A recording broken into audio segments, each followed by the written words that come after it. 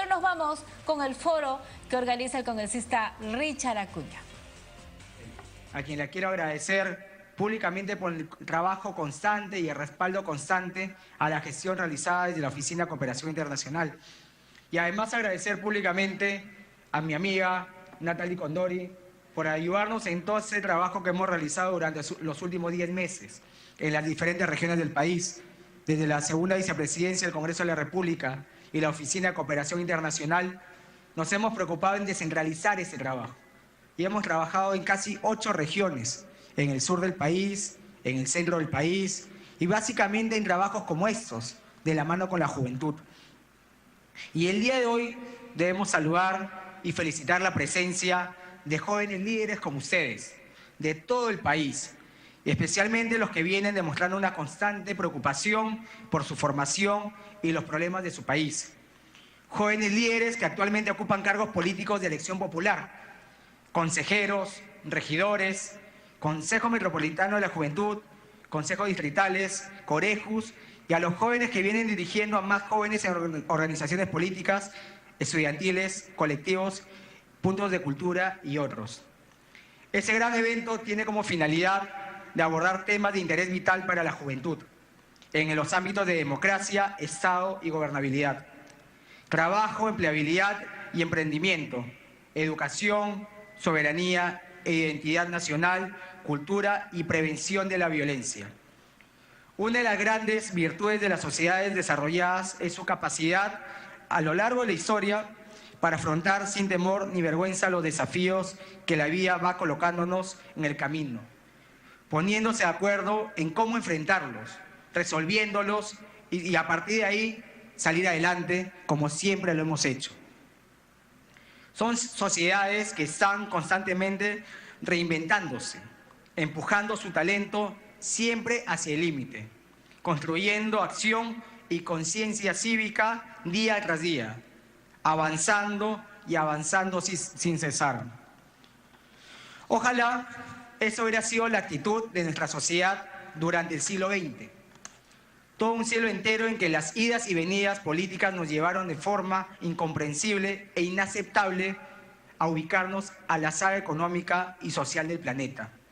A tal punto que para muchos el siglo XX, para el Perú, fue el siglo perdido. Sin embargo, el siglo XXI no lo hemos empezado mal. A pesar de lo nefasto, del ruido político que podemos notar todos nosotros, podemos darnos cuenta que como sociedad hemos logrado cosas muy importantes. Lo primero es que nos miramos al espejo con dignidad y orgullo de ser peruanos. Y lo hemos demostrado como cuando hemos tenido problemas tan importantes en el cual hemos podido notar la unión de todos los peruanos, como cuando ocurrió el fenómeno del Niño. Creo que ahí hemos estado más unidos que nunca y es algo que nosotros tenemos que hermandar y felicitar como peruanos. Porque no aceptamos un país como un país multicultural que finalmente encuentra en su mestizaje maravilloso su gran arma y no como antes su gran defecto. Lo segundo es que creemos en el futuro del Perú. Ya no soñamos con emigrar. Nuestros hijos quieren hacer sus sueños y realidad en su patria. Lo tercero es que creemos en nuestra capacidad individual para salir adelante. La creatividad e innovación han marcado los pasos del emprendimiento, desarrollando capacidades frente a las adversidades. Hoy los peruanos creemos en nuestro trabajo como la gran fortaleza motora de nuestros sueños. Y es así que en ese siglo hemos ido construyendo el camino ascendente de nuestra economía. Y por último, gracias a ese enorme esfuerzo de toda la sociedad, hemos logrado sentar las bases de aquello que distingue por encima de todo a las sociedades más estables y desarrolladas del mundo. Las bases para la creación de una gran población emergente, que en su mayoría son los jóvenes como ustedes.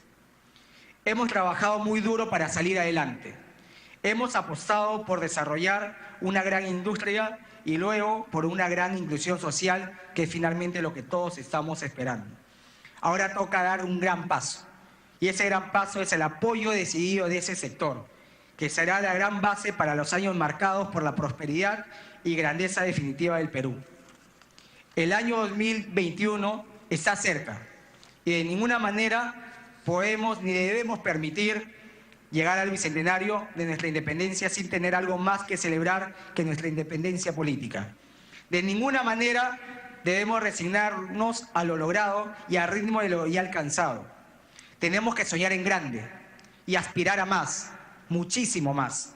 Si queremos que el año 2021 sea de verdad el punto de quiebre definitivo en el Perú, tenemos que mirarnos al espejo ahora y enfrentar nuestros desafíos individuales y colectivos con más coraje y fuerza que nunca. Somos la generación elegida para cambiar un siglo perdido por un siglo ganado. Asumamos lo que nos toca. Sacrifiquemos para lograr ese gran objetivo, que somos nosotros los que tenemos que dejar atrás esos egos, esos apetitos, rencores, heridas, egoísmos y miedos. ¿Hemos logrado avanzar?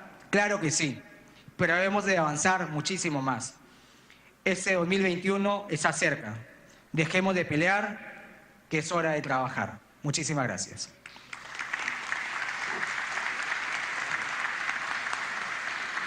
Muchas gracias, señor congresista Richard Acuña Núñez, segundo vicepresidente de la mesa directiva del Congreso de la República. En programa teníamos la presencia del señor ministro de Cultura.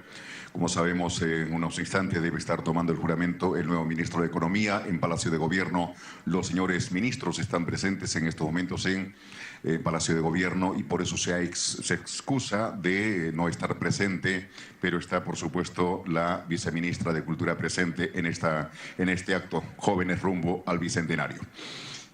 Vamos a recibir seguidamente a la señora Liliana Miranda Molina, viceministra de Gestión Pedagógica del Ministerio de Educación.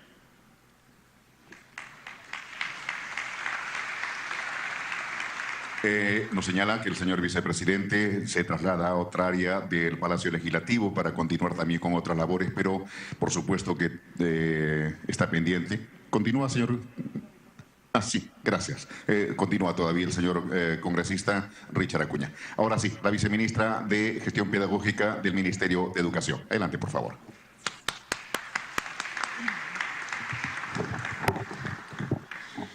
Señor congresista Richard Acuña, señores expositores, queridos jóvenes, señores y señoras, muy buenos días. Me da mucho gusto estar acá representando a la ministra Marilu Martens, que no ha podido estar presente por las razones que ya expusieron, porque me permite dirigirme a todos ustedes y compartir algunas ideas vinculadas con el tema de este foro. El 2021 se cumplirán 200 años de la Declaración de la Independencia del Perú. A lo largo de todos estos años nos han acompañado permanentemente algunas discusiones y dilemas, aunque pueden haberse manifestado de diferente manera a lo largo del tiempo transcurrido. Lo que me parece fundamental que no sean perdidos de vista, ya que de alguna manera siguen siendo temas pendientes entre nosotros. Luego de la independencia, en 1821, se desarrolló una intensa discusión entre quienes estuvieron involucrados directamente en este proceso respecto a cuál sería el régimen político más conveniente para nuestro reciente país emancipado.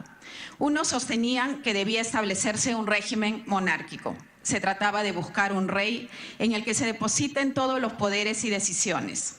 El principal argumento esgrimido por los promotores de esta propuesta era que la población del recién nacido Perú no era capaz de gobernarse a sí mismo, que la población indígena mayoritaria en ese entonces no reunía los requisitos que se necesitaban para asumir tamaña responsabilidad. En cambio, otros propugnaron que el Perú debía no solo ser independiente, sino democrático. No negaban que quienes habían habitado este territorio nacional, y no se referían solo a la población indígena, podían adolecer de una serie de virtudes ciudadanas, pero estaban convencidos que la única manera de avanzar en la construcción de un país que vive en democracia era promoviendo el ejercicio de las prácticas propias de un régimen basado en la defensa de la libertad y en la igualdad de sus ciudadanos ante la ley. En una versión más coloquial, podríamos decir que ellos afirmaban que la única manera de nadar era aprendiendo y entrando al agua. En este debate, el ganador fue el grupo que apostaba por la construcción de un Estado republicano, que plasmó sus ideas en las primeras constituciones del país. Sin embargo, en los hechos, como afirman muchos historiadores, el Perú nació como una república en que la mayoría de los peruanos no eran reconocidos como ciudadanos. La historia contemporánea de nuestro país no es sino el itinerario de este nadador que intenta aprender a nadar. Ha tragado más de una vez una buena cantidad de agua, por momentos ha sentido que estaba a punto de ahogarse, en otros bracea y parece que no avanzara, pero también ha aprendido a mantenerse a flote y ha desarrollado una serie de prácticas propias de la democracia.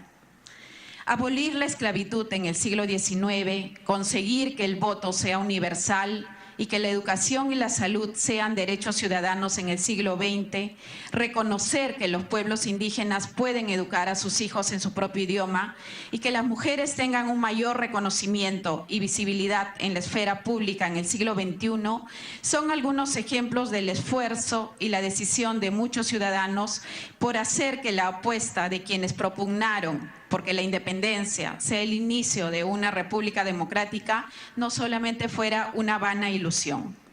No pretendo, obviamente, pintar la historia ni el futuro de color de rosa. El Perú es uno de los países del continente donde, por ejemplo, el feminicidio y la trata de personas son problemas dramáticos y cotidianos, y situaciones conocidas como las que lamentablemente han ocurrido el día de ayer, donde 4 jóvenes están desaparecidos en el incendio que ha ocurrido. Estas situaciones nos hablan de que aún no nos reconocemos entre nosotros ni como personas ni como iguales, de que aún el Estado y la política no terminan de representar y proteger al conjunto de los ciudadanos. Nos muestra que si bien hemos avanzado y hemos aprendido, aún falta mucho por hacer. No tengo duda de que la participación del ciudadano en los temas públicos es una de las claves para que el Estado y la sociedad avancen en su democratización y en su apertura. La historia de nuestro país muestra que ha sido la iniciativa de los ciudadanos, sea de manera individual o colectiva, la que ha hecho posible que muchas de las conquistas democráticas se hayan hecho realidad. Nosotros, en el Ministerio de Educación, nos hallamos abocados en que la escuela y las instituciones educativas sean efectivamente un espacio para la formación y la práctica ciudadana. Aspiramos a que en el aula y la escuela sean lugares en los que se promueva y se practique el respeto y el reconocimiento al otro, más allá de las diferencias particulares de cualquier índole. Así, la escuela y el aula también deberían ser un espacio en que los niños y los jóvenes aprendan a procesar sus diferencias de una manera constructiva y de una manera pacífica. Es una tarea compleja y somos conscientes de las debilidades que arrastra la educación en el Perú, pero existe la voluntad de avanzar en ese camino y sabemos que vale la pena hacer el intento. Nuestros jóvenes que están hoy día, ustedes que están sentados acá, son la muestra de que eso es posible. Estamos a un poco más de 4 años del Bicentenario. Confío que el lapso que nos separa de esa celebración sea un tiempo para que cada uno de nosotros haga su mejor esfuerzo para que el Perú sea cada vez más cierto que somos un país de ciudadanos de una sola categoría. Muchas gracias.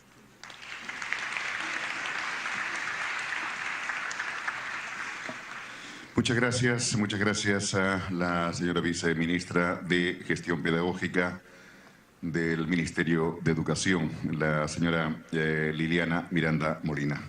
Queremos recordarles que en el folder que se les ha entregado al ingresar hay una encuesta que deberá ser respondida por ustedes, jóvenes estudiantes.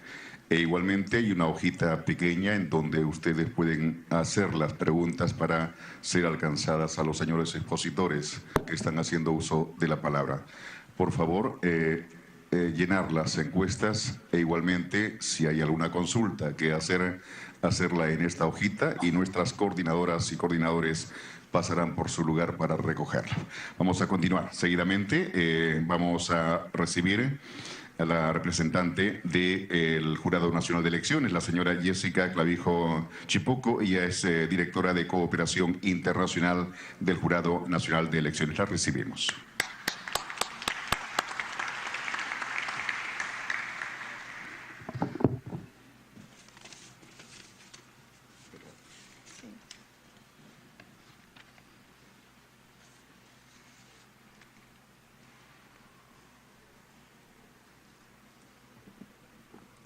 Buenos días.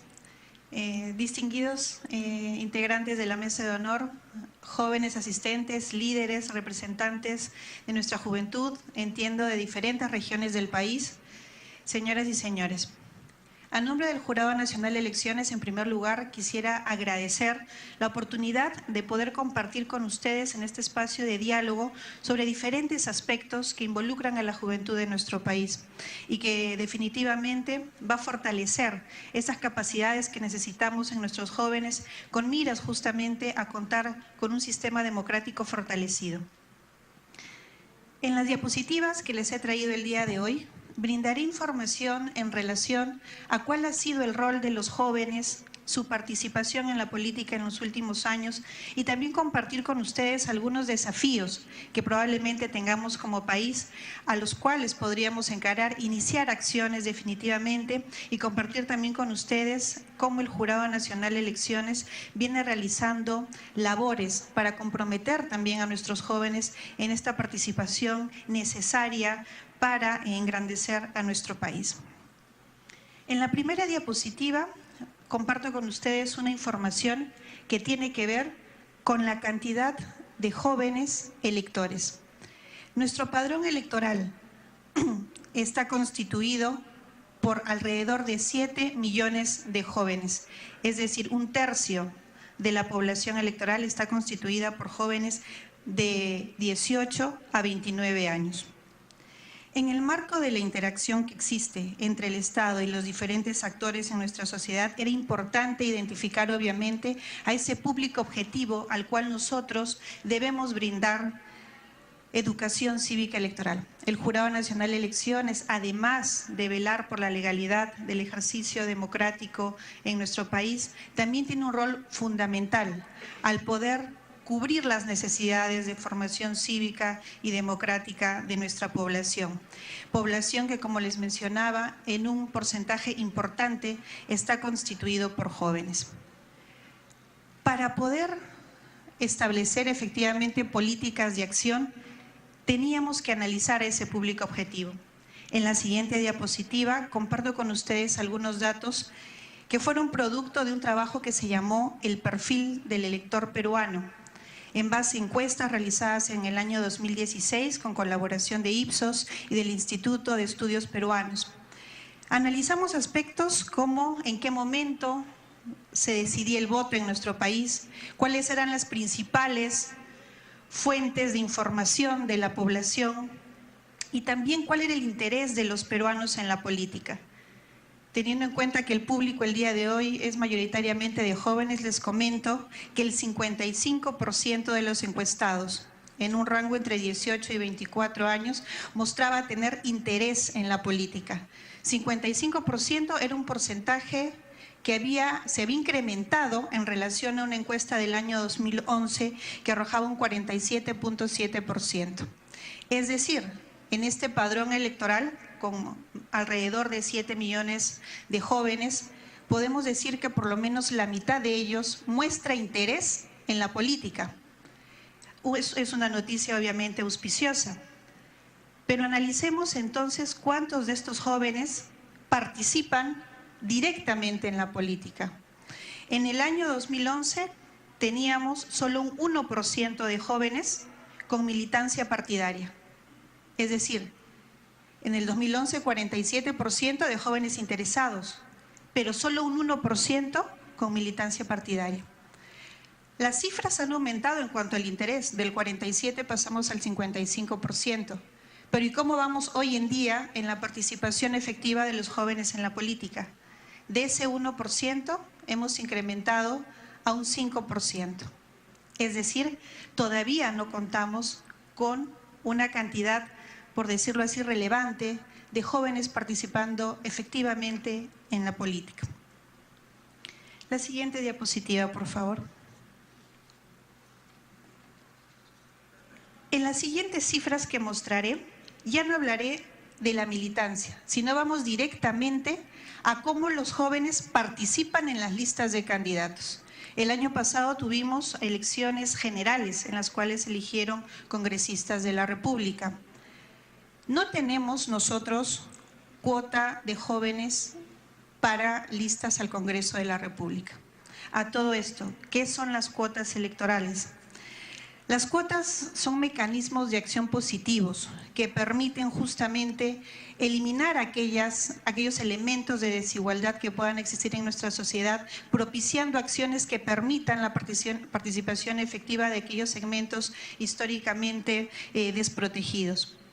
En el ámbito de la elección congresal no hay una cuota joven, pero podrán ver en la diapositiva que por lo menos hubo un aumento entre las elecciones generales del año 2011 a las elecciones generales del 2016.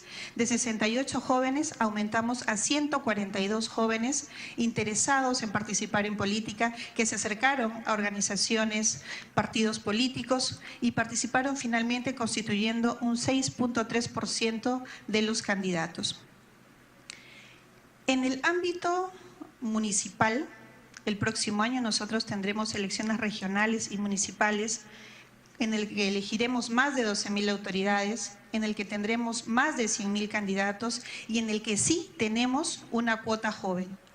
En la siguiente diapositiva podrán ver un dato interesante en relación a que la cuota joven en el último proceso de elecciones regionales y municipales fue sobrepasada en la práctica.